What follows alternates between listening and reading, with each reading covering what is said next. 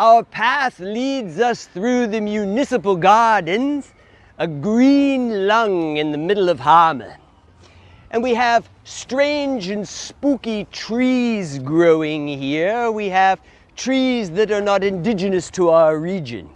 We have a rose garden, an area of quiet sculptures, children's playground, oversized chessboard. We even have a playground for the retired, where you very rarely find the retired playing because they're jumping out of airplanes and riding bicycles. 200 years ago, it wasn't quite so idyllic, and 200 years ago, it was all a line of death around Hameln, from the 4-lane road all the way out to the last tree. There were redoubts, there were palisades, there were moats and walls. Hameln doesn't have a castle. Hameln was a castle. And then Napoleon came in 1806. Napoleon was known as the victorious type.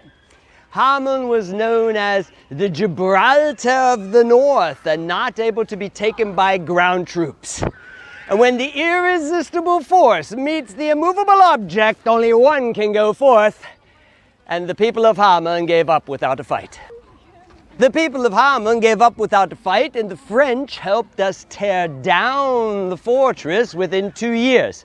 And at that point, we were able to expand.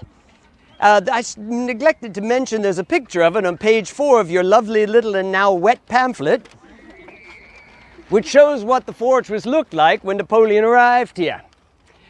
And because it took 2 years to tear it all down, all of the historical items in Hameln are gathered in the old town, and the items of significance around and about are less than 200 years old. Like, for example, the Tourist Information Office that you saw at the onset, a building in square and practical construction. It's a solar heated and cooled building, and it utilizes the energy of a single family dwelling, although it's so large. That, my friends, is the future. The recent past is out here like our congressional hall for groups of 5 to 500 people. We have the Hameln Theater with the blue windows. For over 60 years now, we've had a theater in Hameln, and for over 60 years now without our own ensemble. We pull in shows from everywhere, sometimes London, sometimes New York, most of the time a Detmold, little town down the road.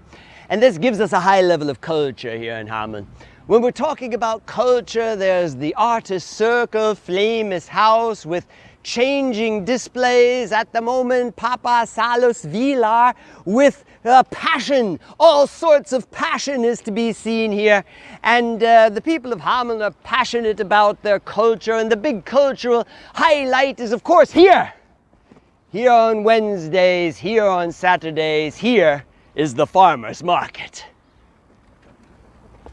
You're wondering what is cultural about the farmer's market. It's the gossip. The people of Hameln meet early in the morning. They exchange a lot of information. They know everything, the grandmothers, and they don't have any internet. A little more culture lies around the corner.